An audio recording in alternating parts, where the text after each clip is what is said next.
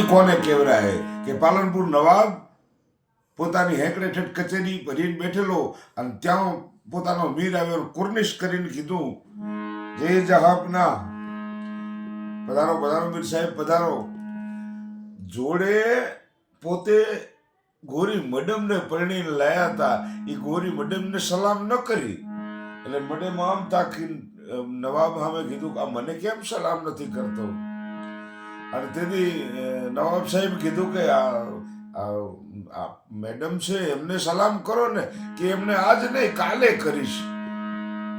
હે કે એમને સલામ આજે નહીં કાલે કરીશ. અને મીર દરબાર માંથી ઘેરાવીને મેરાણીને પોતાના કુટુંબને કીધું, ભાગો અહીંથી, જેટલું ભગાય એટલું. કેમ કે હું ગોરી મેડમને સલામ નહીં કરું, અને સલામ કરીશ તો મારા ખોળિયામાંથી હું પ્રાણ કાઢી નાખીશ, બાકી સલામ નહીં કરું. એટલે તમે જેટલે ભગાય એટલે ભાગો, હું અહીંથી આવું છું. અને બીજા દિવસનો સવાર ઉગ્યો, દરબાર ભરાણો અને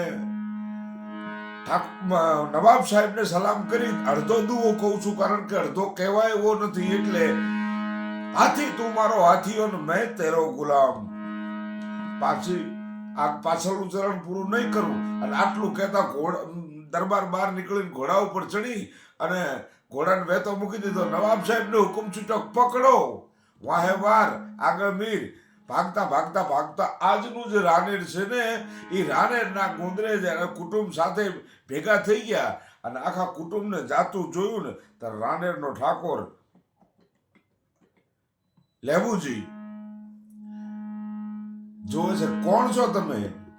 કે ભાઈ અમે વર્તવા જઈએ છીએ, જ્યાં અમારો ભગવાન લઈ જાય ત્યાં જશે. પણ છો કોણ? કે મીર છીએ.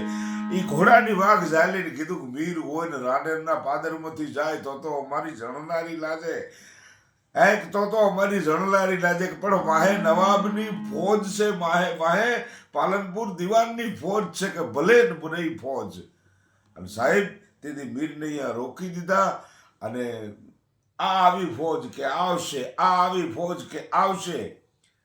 પણ અઠવાડિયું થયું ફોજ ન આવે. શું કામ?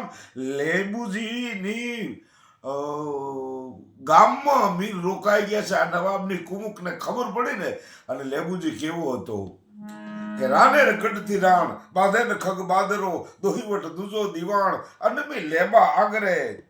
અને સૂતો ધડકે સહેજમાં બાદર ખાન બિયાય લડવા ઉભો લેબજી વીર હાકા ખગવાય. ઈ લેબજીની એવી પ્રશંસા હતી, નવાબ કોઈ દી આવ્યા નહીં. અને આજે એ રાનેરના મીર રાનેરના ગામમાં છે, પણ વિદેશી મેડમને એને સલામ નહીં કરી. કે હું સલામ કરું તો કોક બીબી જઈને સલામ કરું તો કોક રાણી જઈને સલામ કરું, બાકી ગોરી મેડમને હું મીર સલામ ના કરું.